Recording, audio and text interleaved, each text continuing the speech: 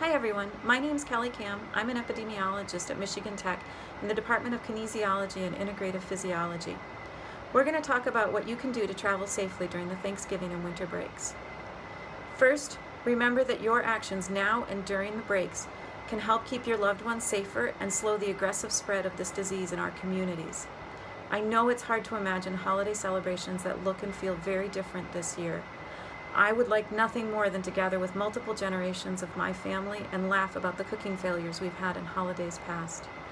But instead of letting the pandemic drive us apart, let's focus on what we can do to show our love and respect for one another.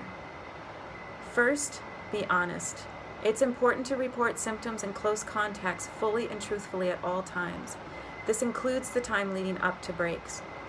The health department and contact tracing teams are working hard to prevent further spread of this disease in our communities, and your cooperation is critical to this process.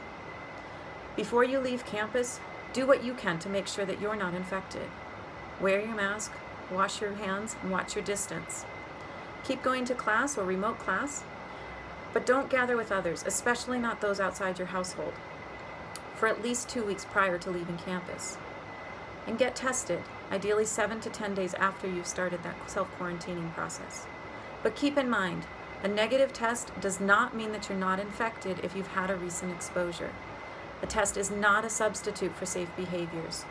And if you're in quarantine or isolation, the safest thing for you to do is to delay your travel until after you've been released from quarantine or isolation. Now there's a lot to consider when you're traveling. Again, wear your mask, wash your hands, watch your distance, especially in crowded places like airports and rest stops. Also, get carry-out food or take your own food and eat outside or eat in your car if you can. And think about who you're traveling with. Don't travel with anyone who might have COVID, and make sure that you all have a way to contact each other if you get sick shortly after the trip. If you do get sick or you test positive within 3 days of traveling, contact everyone from the trip because they'll need to quarantine to prevent spread of this disease within their households. And when you do get home, there's more things to think about. Is anyone in your family considered high risk? Did everyone else quarantine for 2 weeks before coming home?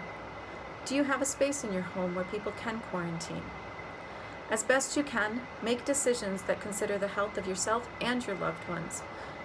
If you didn't quarantine before leaving campus, separate yourself from others for 14 days when you arrive. Follow guidance from our state health officials and don't gather with more than one household during the next 3 weeks. And ideally, just gather with those in your own household.